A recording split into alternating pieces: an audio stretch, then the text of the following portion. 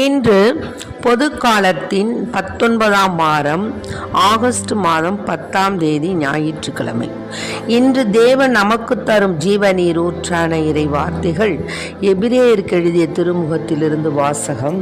இயல் 10, இயல் 11, இறை வார்த்தைகள் 1, 2 மற்றும் 11 முடிய. நம்பிக்கை என்பது நாம் எதிர்நோக்கி இருப்பவை கிடைக்கும் என்னும் உறுதி, கண்ணுக்கு புலப்படாதவை பற்றிய ஐயமற்ற நிலை. இந்த நம்பிக்கையால் தான் நம் மூதாதையர் நற்சான்று பெற்றனர். ஆபிரகாம் தாம் அழைக்கப்பட்ட போது கீழ்ப்படிந்து உரிமை பேராக பெறவிருந்த இடத்திற்கு சென்றதும் நம்பிக்கையினால்தான். தாம் எங்கே போக வேண்டும் என்று தெரியாதிருந்தும் அவர் புறப்பட்டு சென்றார். வாக்களிக்கப்பட்ட நாட்டில் அவர் குடியேறி ஓர் அந்நியரைப் போல வாழ்ந்தது நம்பிக்கையினாலேயே. அதே வாக்குறுதிக்கு உடன் உரிமையாளர்களான ஈசாக்குடனும் யாக்கோப்புடனும் அவர் கூடாரங்களில் குடியிருந்தார். ஆபிரகாம் சோதிக்கப்பட்ட போது ஈசாக்கை பலியிட துணிந்தது நம்பிக்கையினால்தான். ஈசாக்கின் மூலமே உன் வழி மரபு விளங்கும் என்ற வாக்குறுதியை அவர் பெற்றிருந்த போதிலும் அவர் தம் ஒரே மகனை பலியிட முன்வந்தார். ஏனெனில் இறந்தோரை கடவுள் உயிரோடு எழுப்ப வல்லவர் என்பதை அவர் உணர்ந்திருந்தார். எனவே அவர் தம் மகனை மீண்டும் பெற்றுக்கொண்டார். பின்பு நடக்கவிருந்ததற்கு இது ஓர் அறிகுறி. ஆண்டவரின் அருள்வாக்கு. இறைவா உமக்கு நன்றி. நெஞ்சே நீ போற்றிடு நேசமுள்ள ஆண்டவரை. நெஞ்சே நீ போற்றிடு நேசமுள்ள ஆண்டவரை. நெஞ்சே நீ போற்றிடு நேசமுள்ள ஆண்டவரை. நேசமுள்ள ஆண்டவரை. நெஞ்சே நீ போற்றிடு நேசமுள்ள ஆண்டவரை. விண்ணும் மண்ணும் விழைந்தது அவரால், காற்றும் கடலும் வந்தது அவரால். விண்ணும் மண்ணும் விழைந்தது அவரால், காற்றும் கடலும் வந்தது அவரால். வீசும் தென்றலும் பொழிந்திடும் மழையும் புலர்ந்திடும் யாவும் புகழ்மிகு அவரால். நம்பிக்கை பிறழா ஆண்டவர் அவரே. நம்பிக்கை பிறழா ஆண்டவர் அவரே. நெஞ்சே நீ போற்றிடு நேசமுள்ள ஆண்டவரை. நெஞ்சே நீ போற்றிடு நேசமுள்ள ஆண்டவரை. நேசமுள்ள ஆண்டவரை. நெஞ்சே நீ போற்றிடு நேசமுள்ள ஆண்டவரை. இன்றைக்கு நம் தேவன் தரும் ஜீவநீர் ஊற்றான இறை வார்த்தைகளை கேட்டோம். நம்பிக்கை என்பது நாம் எதிர்நோக்கி இருப்பவை கிடைக்கும் என்னும் உறுதி, கண்ணுக்கு புலப்படாதவை பற்றிய ஐயமற்ற ஒரு நிலை. ஆமென். இந்த நிலையில் ஆபிரகாம் விசுவாசத்தின் தந்தையாக போற்றப்படுகிறார்.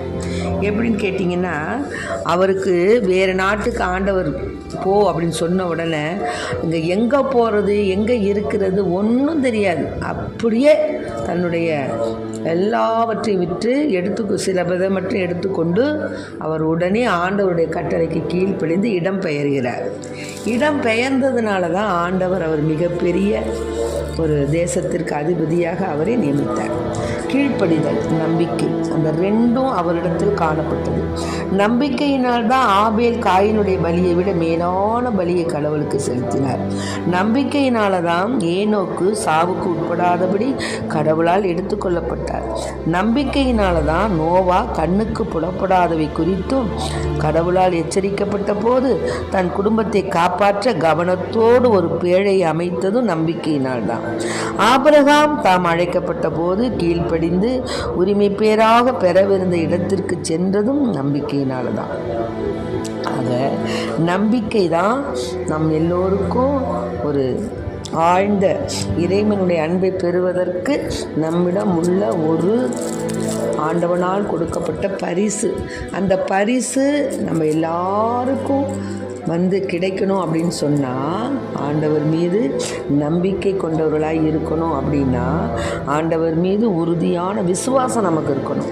நமக்கு ஏசப்பா செய்வாங்க அப்படிங்கிற உறுதி நமக்கு இருக்கணும். இப்போ நம்ம ஒரு காரியத்தை பற்றி சிந்தித்து அவற்றை பற்றி நம்ம கேட்டுக்கொண்டு இருக்கிறோன்னு வச்சுக்கோங்களேன். அப்பொழுது நம்மளுக்கு மனசில் நம் ஆண்டவர், நம் தேவன், நம்ம அப்பா நமக்கு செய்வாங்க, அது நமக்கு நன்மையாக இருந்தால் செய்வாங்க, தீமையாக இருந்தால் விலக்கிடுவாங்க அப்படிங்கிறத உணரணும்.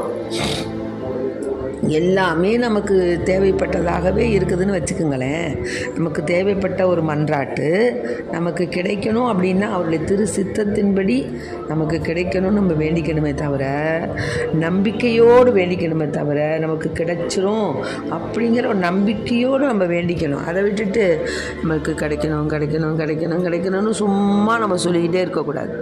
ஒரு காரியம் ஒன்ஸ் ஆண்டவர்கிட்ட கேட்டுட்டீங்கன்னா பஸ் முடிஞ்சிச்சு, அவ்வளோதான். அது ஆண்டவருக்கு தெரியும். தார் போட்டு ரோடு போட்டார் நம்முடைய வாழ்க்கையை தாயின் கருவில் உருவாவதற்கு முன்னதாகவே பெயர் சொல்லி அழைத்த தேவன் நம் தேவன். ஆகவே நமக்கு என்ன நடக்க வேண்டும், என்ன நடக்கக்கூடாது என்பது அவருக்கு தெரியும். அதனால நம்முடைய ஆசையை ஆண்டவரிடத்தில் சொல்லி உமது திரு சித்தத்தின்படி எனக்கு நீங்கள் கொடுப்பீங்க அப்படிங்கிற ஆழ்ந்த நம்பிக்கை எனக்கு இருக்குது அப்படின்னு தான் நம்ம விசுவாசத்தோடு இருக்கணுமே தவிர நாம் நம்பிக்கை இழந்து இருக்கக்கூடாது. ஆபிரகாம் சோதிக்கப்பட்ட போது ஈசாக்கை பலியிட துணிந்தது நம்பிக்கையினால்தான். ஈசாக்கின் மூலம் உன் வழி மரபு விளங்கும் அப்படிங்கிற வாக்குறுதியை பெற்றிருந்த போதிலும் அவர் தம் ஒரே மகனை பலியிட முன் வந்தார். எப்படி? இறந்தோரை கடவுள் உயிரோடு எழுப்ப வல்லவர். இதை நல்லா நினப்பு வச்சுக்கோங்க.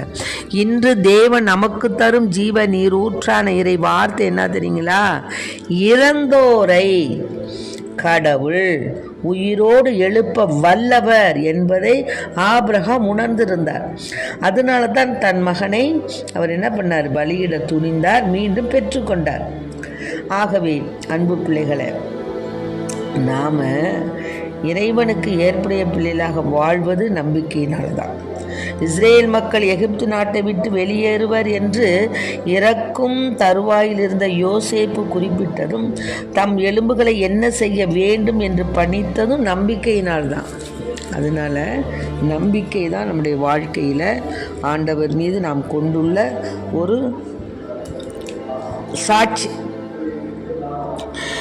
அதாவது மோசே பெரியவரான பின்பு பார்வோனுடைய மகன் என அழைக்கப்பட மறுத்ததும் நம்பிக்கையினால்தான்.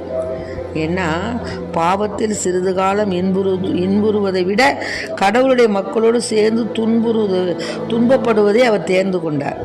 அதனால தமக்கு கிடைக்கவிருந்த கைமாறு ஒன்றையே கண்முன் நிறுத்தி அவர் எகிப்தின் செல்வங்களை விட மெசியாவின் பொருட்டு இகழ்ச்சி உறுவதே மேலான செல்வம்.